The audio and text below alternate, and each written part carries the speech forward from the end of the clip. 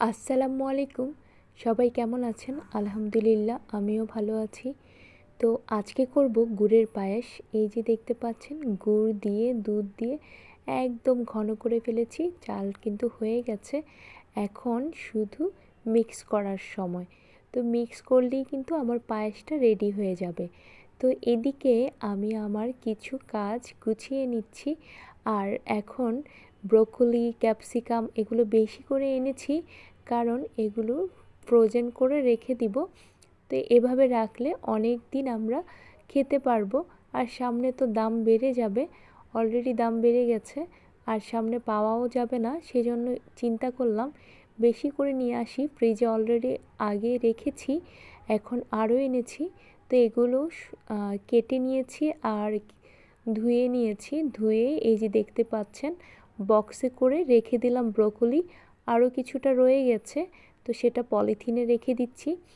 আর পলিথিনেরটা আগে আগে রান্না করে খেয়ে ফেলবো, আর যেটা বক্সে থাকবে সেটা পরে খাবো। তো সেই জন্য কিছুটা রেখে দিলাম। আজকে হয়তো বা আমি নুডলস করব, সেটার সাথে দিতে পারবো, সেজন্য রেখে দিয়েছি। আর এদিকে রুটি করেছি, রুটিটাও ছেঁকে নিয়েছি। তো দেখতেই পাচ্ছেন সবগুলো রুটি সুন্দর করে বক্সে রেখে দিব। তো এভাবে রাখলে আমি প্রায় 5-6 দিনের মতো রুটি খেতে পারি, আর করতে হয় না। তো আজকে অনেকগুলো হয়ে গেছে, দেখেন বক্সের উপরে উঠে গেছে। বক্সের ঢাকনা আর বন্ধ করা যাচ্ছে না, এই অবস্থা। তো আজকে কয়েকটা রুটি ছেঁকে নিব, ছেঁকে নিয়ে খেয়ে ফেলবো, তাহলে বক্সের ঢাকনাটাও বন্ধ করা যাবে। আর যেহেতু আজকে গুড়ের পায়েস এই তো রেডি করে ফেলেছি, গুড়ের পায়েস করেছি, সেই জন্য বাবুর বাবাও বলল যে আমাকে গুড়ের পায়েস দিয়ে রুটি দাও, আমি আর ভাত খাবো না। তো এদিকে আমার আবার জন্মদিন ছিল 25 তারিখ। তো সেদিন আমার জন্য খুব সুন্দর গোলাপ ফুলের একটা, এই যে অনেকগুলো গোলাপ ফুল সহ এনেছে, আর সাথে খুব সুন্দর একটা কেক এনেছে। আমি তো অনেক খুশি হয়েছি।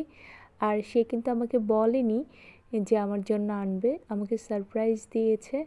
বলল তোমাকে বললে সেটা তো আর সারপ্রাইজ হবে না, সেজন্য বলেনি। হঠাৎ করে অফিস থেকে আসার সময় এই সবগুলো জিনিস এনেছে। সাথে চকলেট ছিল, আর এদিকে ছিল ডোনাট। আর আমার ছেলে তো ডোনাট ভীষণ পছন্দ করে, কিন্তু খেতে পছন্দ করে না, কিন্তু দেখে ও অনেক খুশি।